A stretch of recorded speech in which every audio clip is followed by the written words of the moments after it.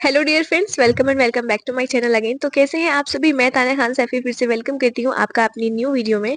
तो आपका वेलकम है दिल से। और आप पूरी वीडियो ज़रूर देखिएगा और कैसी वीडियो लगे ये आप मुझे ज़रूर बताइएगा, क्योंकि मुझे पता चल जाएगा कि हाँ आखिर मैं कहाँ कमी कर रही हूँ और आपको और कैसी वीडियोस चाहिए।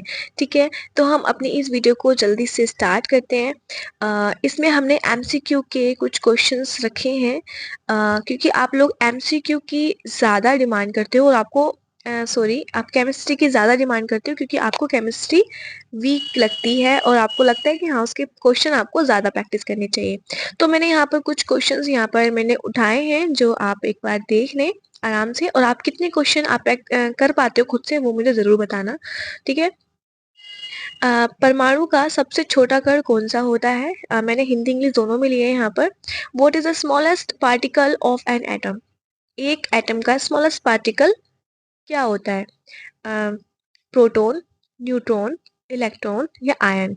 तो इसका जो राइट ऑप्शन है वो हो जाएगा इलेक्ट्रॉन। इलेक्ट्रॉन है वो एक एटम का, यानी कोई भी एक परमाणु है, ये एटम है जैसे, तो इसका जो सबसे छोटा कण होगा वो इलेक्ट्रॉन होगा। ठीक है, तो यहाँ पर ऑप्शन सी करेक्ट हो जाएगा। ठीक है, आगे बढ़ते हैं। देखिए राइट ऑप्शन इलेक्ट्रॉन। ठीक है। मैंने इसमें राइट ऑप्शन भी सबसे नीचे रखे हैं ताकि आपको करेक्ट आंसर भी पता चलते जाए। आपको लगे कि हाँ ये करेक्ट ही था, अगर कुछ मिस्टेक होगी तो मुझे भी यहाँ पर पता चल जाएगा। क्वेश्चन नंबर 2 है, परमाणु संख्या क्या दर्शाती है। What does the atomic number represent. Atomic number क्या दर्शाती है। तो यहाँ पर है जो हमारा ऑटोमिक नंबर होता है, एक तो होता है ऑटोमिक नंबर, एक होता है ऑटोमिक मास। तो यहाँ पूछा है जो ऑटोमिक नंबर है वो क्या दर्शाती है। न्यूट्रॉन की संख्या, प्रोटॉन की संख्या, इलेक्ट्रॉन की संख्या या आयनों की संख्या। जो एक परमाणु जो संख्या होती है वो होती है प्रोटॉन की संख्या। ठीक है, प्रोटॉन की संख्या बराबर परमाणु की संख्या। ठीक है, ओके। अब आप इसको मत भूलना, इसका राइट ऑप्शन बी है। देखिए प्रोटॉन की संख्या 3 है यहाँ पर हमारा। क्वेश्चन नंबर 3, किसी तत्व का द्रव्यमान संख्या कैसे प्राप्त की जाती है। अभी कोई भी हमारा एलिमेंट है, इंग्लिश में पढ़े थे एक बार। How is the mass number of an element calculated. ठीक है, किसी भी एटम का मास नंबर कैसे कैलकुलेट करते हैं। प्रोटॉन या इलेक्ट्रॉन, न्यूट्रॉन या इलेक्ट्रॉन, प्रोटॉन प्लस न्यूट्रॉन या केवल न्यूट्रॉन। ठीक है, तो यहाँ पर जो उसका राइट ऑप्शन होगा वो होगा ऑप्शन नंबर, एक minute, option number C, proton plus neutron. ठीक है, आपने भी अगर न्यूमेरिकल किए होंगे थोड़े बहुत, जैसे एक सर सिखाते हैं तो उसमें आपको बताया होगा कि प्रोटॉन प्लस न्यूट्रॉन ही द्रव्यमान की संख्या होती है, द्रव्यमान संख्या होती है किसी भी एलिमेंट की। ओके, इसका राइट ऑप्शन देख लेते हैं। करेक्ट है। ठीक है, आगे बढ़ते हैं। ये तो बहुत इजी क्वेश्चन है केमिस्ट्री का, और ये तो सबको पता भी होना चाहिए कि पीरियोडिक टेबल में कुल कितने समूह होते हैं। जो हमारा how many groups are there in the periodic table. ठीक है, कि पीरियोडिक टेबल में कितने ग्रुप होते हैं। अब पीरियोडिक टेबल आपने बनाई होगी, एक मिनट, ऐसे ऐसे, ये आपने पीरियोडिक टेबल बनाई होगी, ऐसे करके बनती है। ठीक है, इसमें पता है कितने समूह होते हैं, मैं बता देती हूँ। इसमें होते हैं 18। ठीक है, तो इसका राइट ऑप्शन हो जाएगा बी। पीरियोडिक टेबल को आप अच्छे से पढ़ लेना, बहुत ही ज्यादा इंपॉर्टेंट है केमिस्ट्री में, वो पढ़ लो आप, आपकी आधी केमिस्ट्री सॉल्व हो जाएगी, खुद ही आप क्वेश्चन करने लगोगे। ठीक है, ठीक है, इसका राइट ऑप्शन भी 18 है। ओके, अब देखिए ये वही क्वेश्चन है जो मैंने लास्ट वाली वीडियो में बताया था। ये आपने किया भी था, सबसे हल्का तत्व कौन सा होता है। Which is the lightest element.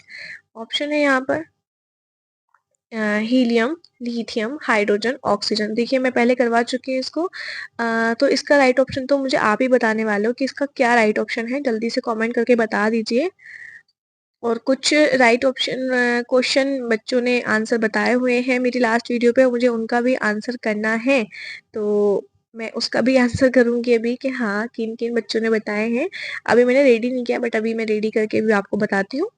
ठीक है, क्वेश्चन नंबर 5 हो गया। अब है क्वेश्चन नंबर 6 यहाँ पर।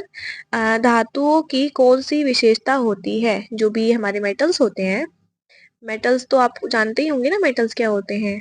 जो भी हमारे जैसे आयरन है और कुछ भी ऐसे जो जिनके अंदर इलेक्ट्रिकल कंडक्टिविटी होती है वो होते हैं हमारे मेटल्स। ठीक है, यहाँ पर आपने ऑप्शन भी आप यही हमारा राइट हो जाएगा, जिसमें अच्छी विद्युत चालकता होती है, जिसमें इलेक्ट्रिकल कंडक्टिविटी होती है। ठीक है, वो होते हैं हमारे मेटल्स। ठीक है, आगे बढ़ते हैं।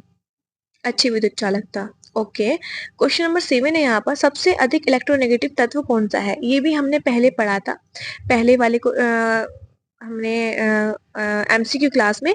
ठीक है, यहाँ पर हमारा जो राइट ऑप्शन हो जाएगा वो हो जाएगा फ्लोरीन। फ्लोरीन जो होती है उसकी सबसे अधिक इलेक्ट्रोनेगेटिविटी होती है, ये मैंने पहले समझाया था आपको। ठीक है, ओके, आगे बढ़ते हैं। पानी का रासायनिक सूत्र क्या है? अब इससे ज्यादा इजी क्वेश्चन कुछ नहीं हो सकता। ठीक है, अभी ये 5th 6th क्लास में पढ़ाया जा रहा है, तो H2O बहुत ज्यादा इंपॉर्टेंट और बहुत ज्यादा इजी क्वेश्चन है। ठीक है, शुरुआती यहीं से होती है केमिस्ट्री की।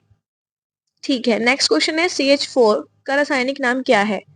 अभी एथेन, मीथेन, प्रोपेन, ब्यूटेन। ठीक है, अभी इसका राइट ऑप्शन तो आप भी बता दोगे क्योंकि आप 12th पास हो। ठीक है, तो मीथेन इसका जो है राइट ऑप्शन है, लेकिन यहाँ पर अगर CH3 है, CH2 है, तो आप कंफ्यूज हो सकते हो, लेकिन CH4 का ही मीथेन होता है। ठीक है,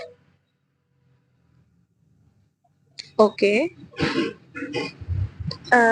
आपको कुछ शोर की आवाज आ रही होगी, बहुत ज्यादा शोर रहता है हमारे यहाँ पर, मैं शोर में वीडियो बना रही हूँ। मेरे लिए थोड़ा सा डिफिकल्ट होता है वीडियो बनाना, क्योंकि हमारे सामने ही रोड है। तो इसलिए मैं आपसे बस एक ही रिक्वेस्ट करूंगी, अगर मैं मेहनत कर रही हूँ आप लोगों के लिए, तो आपका भी फर्ज बनता है कि आप मेरी वीडियो को एक लाइक जरूर करें। आप भी करते हैं। ठीक है, अगर आप चैनल पर नए हैं तो सब्सक्राइब जरूर करें, क्योंकि आगे आपको ऐसे ही इंफॉर्मेटिव वीडियो और आपको एमसीक्यू क्लासेस मिलती रहेंगी। ठीक है, ठीक है, अपने क्वेश्चन की तरफ बढ़ते हैं। अम्ल वर्षा मुख्य रूप से किस गैस के कारण होती है? जो हमारी, आपने सुना होगा ना एसिड रेन, एसिड रेन होती है। तो ऐसी कौन सी गैस होती है जो बढ़ जाती है तो हमें एसिड रेन देखने को मिलती है कि हाँ आज एसिड रेन हो रही है? तो मतलब किस गैस के कारण होती है, कौन सी गैस उसके लिए रेस्पॉन्सिबल होती है? Which gas is primarily responsible for acid rain? ठीक है, ऑप्शन है oxygen, carbon dioxide, sulphur dioxide या नाइट्रोजन। तो इसका राइट ऑप्शन हो जाएगा हमारा सल्फर डाइऑक्साइड। जब भी हमारे एनवायरनमेंट में, वातावरण में सल्फर डाइऑक्साइड गैस का बढ़ जाती है, तो उसकी वजह से एसिड रेन होती है। ठीक है, तो ऑप्शन नंबर सी यहाँ पर करेक्ट हो जाएगा। ठीक है, आगे बढ़ते हैं। किस गैस को शुष्क बर्फ कहा जाता है? शुष्क बर्फ कौन सी, मतलब अब शुष्क बर्फ मतलब बर्फ है तो जाहिर सी बात है ठंडी गैस होगी वो। ठीक है, तो कौन सी गैस है? Carbon dioxide, oxygen, nitrogen, hydrogen. तो यहाँ पर जो हमारी जो कोल्ड ड्राई आइस किसको कहते हैं, तो वह है कार्बन डाइऑक्साइड। ठीक है, याद रखनी है ये चीज आपको, छोटी छोटी चीजें हैं ये चीजें भूलने वाली नहीं है, यहाँ पर कोई भी आपको दिमाग नहीं लड़ाना है, बस याद रखनी है। ठीक है, ठीक है, ताकि कोई इजी क्वेश्चन आए तो आप इजीली कर दो। 12 है यहाँ पर, कार्बन का आवर्त सारणी में समूह संख्या क्या है? कार्बन का आवर्त सारणी में समूह संख्या क्या है? ठीक है, अभी मैंने आपको बताया था ना कि आवर्त सारणी एक पीरियोडिक टेबल होती है, वो आपको पढ़नी है। अगर आप उसको पढ़ लेंगे कि कौन सा समूह कहाँ पर प्रेजेंट है, तो आप इजीली ऐसे क्वेश्चन कर सकते हो। और ऐसे क्वेश्चन वाकई में आते हैं, एक दो क्वेश्चन तो जरूर आता है, जो मैंने एग्जाम दिया था तो आया था इसका, तो ऐसा ऐसा क्वेश्चन। ठीक है, वो तो खैर याद नहीं कि क्या क्वेश्चन था, लेकिन आवर्त सारणी में से आया था। ठीक है, तो यहाँ पर जो हमारा राइट ऑप्शन हो जाएगा वो हो जाएगा 17। जो हमारा कार्बन है वो आवर्त सारणी में 17 समूह में प्रेजेंट है। ओके, पढ़ लेना वो कैसे है। ओ सॉरी, 14। ठीक है, अभी कोई बात नहीं, अभी ज्यादा देर नहीं हुई है। मैं, ये अच्छी बात है कि मैंने क्वेश्चन नीचे रखे हुए हैं, ताकि मुझसे कोई मिस्टेक हो तो वो दिख जाए। 14 में है कार्बन हमारा, 14 में है। ओके, तो अगर केमिस्ट्री मेरी वीक है, ये आप लोगों को पता ही है, तो इसलिए मैं भी थोड़ा सा प्रैक्टिस करने के बाद ही क्वेश्चन प्रैक्टिस कराती हूँ आप लोगों को। तो इसमें कोई मुझे शर्म वाली बात नहीं है, मैं ये चीज ओपनली बोल सकती हूँ। ठीक है, तो कार्बन हमारा 14 समूह में है। ओके, ठीक है, मूव। ठीक है, क्वेश्चन नंबर 13 है हमारा, किसी तत्व की संयोजकता क्या दर्शाती है? What does the valency of an element indicates? ठीक है, एलिमेंट की जो वैलेंसी होती है वो क्या दर्शाती है? किसी तत्व की संयोजकता क्या दर्शाती है? परमाणु संख्या, ऑक्सीकरण अवस्था, संयोजी इलेक्ट्रॉन की संख्या या परमाणु भार? तो जो संयोजकता होती है वो जाहिर सी बात है वो डिपेंड होती है संयोजी इलेक्ट्रॉन की संख्या, ठीक है, नंबर ऑफ वैलेंस इलेक्ट्रॉन्स, ठीक है। और ये ऑप्शन ठीक है, करेक्ट है, ठीक है, ठीक है। किसी तरीके की संयोजकता जो होती है वो संयोजी इलेक्ट्रॉन की संख्या पर दर्शाती है। ओके, ठीक है। 14 है यहाँ पर, रेडियो धर्मिता की खोज किसने की थी? ठीक है, रेडियो धर्मिता की खोज किसने की थी? ऑप्शन है Marie Curie, Rutherford, Becquerel, Dalton. तो यहाँ पर इनका राइट ऑप्शन हो जाएगा बैक्वेरेल, ठीक है। और ये थोड़ा सा अजनबी जैसा नाम लगा क्योंकि जिसने डीप पढ़ा होगा उसको पता होगा, ठीक है, लेकिन आप ये चीज याद रख लेना, बैक्वेरेल, ठीक है। रेडियो धर्मिता की खोज बैक्वेरेल ने की है। ओके, क्वेश्चन नंबर 15, ये वही क्वेश्चन है जो लास्ट क्लास में मुझसे गलत हो गया था, तो मैंने वहां पर सबको बताया भी था कि ठीक है मिस्टेक हो गई है कि पीएच का मान 7 से कम होने पर विलयन कैसा होगा, क्योंकि मैं कंफ्यूज हो गई थी, ठीक है।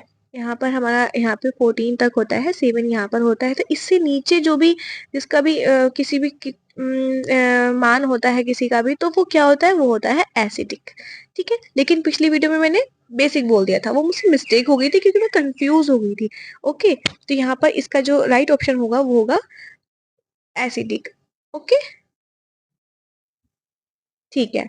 क्वेश्चन है हमारा, हाइड्रोजन बॉन्डिंग किसके बीच होती है? हाइड्रोजन बॉन्डिंग एक्वास बिटवीन धातु और अधातु, धातु और अधातु यानी धातु धातु, धातु धातु, हाइड्रोजन और विद्युत ऋणात्मक तत्व यानी हाइड्रोजन एंड इलेक्ट्रोनेगेटिव एलिमेंट, केवल अधातु, ठीक है।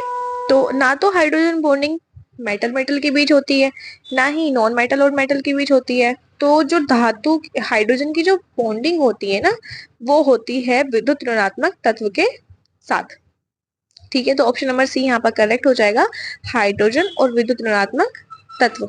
ओके, आप चाहें तो नोट कर सकते हैं जो क्वेश्चन आपको लगे कि हाँ ये इम्पोर्टेंट है। रदरफोर्ड ने किस प्रयोग से परमाणु का मॉडल दिया था?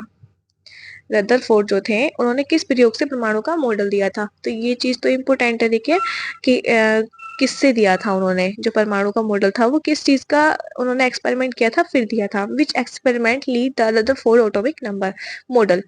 गोल्ड फॉइल प्रयोग, या कैथोड किरण प्रयोग, ऑयल ड्रॉप प्रयोग, न्यूट्रॉन खोज प्रयोग। तो उन्होंने जो ये हमारा परमाणु का मॉडल दिया था वो गोल्ड फॉइल प्रयोग, यानी कि गोल्ड के फॉइल पे उन्होंने एक्सपेरिमेंट किया था एंड देन उन्होंने एटॉमिक मॉडल दिया था, ठीक है। ओके, आगे बढ़ते हैं। हाँ, ये भी बहुत इजी क्वेश्चन है और पहले भी हम इसको कर चुके हैं। गैसों का आदर्श गैस समीकरण क्या होता है? तो यहाँ पर राइट ऑप्शन आपको पता ही होगा, तो PV बराबर NRT हमारी आदर्श गैस समीकरण होती है। बहुत इंपॉर्टेंट है और बहुत आपको तो याद भी हो गया होगा, क्योंकि ये ही एक ऐसा क्वेश्चन है बार बार रिपीट होता रहता है, सभी लोग कराते हैं और इजी भी है और मेन भी है, ठीक है, ठीक है। ओके, यहाँ पर आंसर लिखे हुए हैं, ऑप्शन नहीं। धातु में विद्युत चालकता किसके कारण होती है? मुक्त इलेक्ट्रॉनों के कारण, उसमें उसकी जो चालकता होगी यानी कि कंडक्टिविटी होती है तो उसके इलेक्ट्रॉन के कारण ही होती है। ओके, इसका हीलियम का परमाणु संख्या क्या होती है? अभी इसका राइट ऑप्शन हम बताते हैं। अगर आपने ऑटोमिक कुछ नंबर याद किए होंगे, H हाइड्रोजन, He हीलियम, तो ये 1 पे और ये 2 पे, तो यहाँ पर हीलियम हमारा इसका एटॉमिक नंबर 2 होती है, ठीक है। ओके, हाँ 2 होती है। अभी मेरा वीडियो खत्म हो चुका है, लेकिन आप लोगों से रिक्वेस्ट है कि प्लीज अगर आप वीडियो पर नए हैं तो जरूर से बनाकर लाइक करके जाएं। सॉरी, मैं सोच रही थी कि ये रिकॉर्डिंग हो ही नहीं रही है, बट हो रही है, बट डर गई पूरा। ठीक है, अभी आप मेरी वीडियो को लाइक जरूर कीजिए क्योंकि मैं सारे काम छोड़कर आपके लिए एक वीडियो अपलोड कर रही हूँ, उसके लिए शुक्रिया आपने मेरी वीडियो देखी। और हाँ, एक चीज और रह गई कि कौन कौन से ऐसे बच्चे हैं जिन्होंने राइट करेक्ट आंसर दिए थे, तो इस बार सॉरी, मैं उनका नेक्स्ट वीडियो में जरूर नाम लूंगी, ठीक है। तो इस बार सॉरी क्योंकि टाइम नहीं था वाकई। Thank you.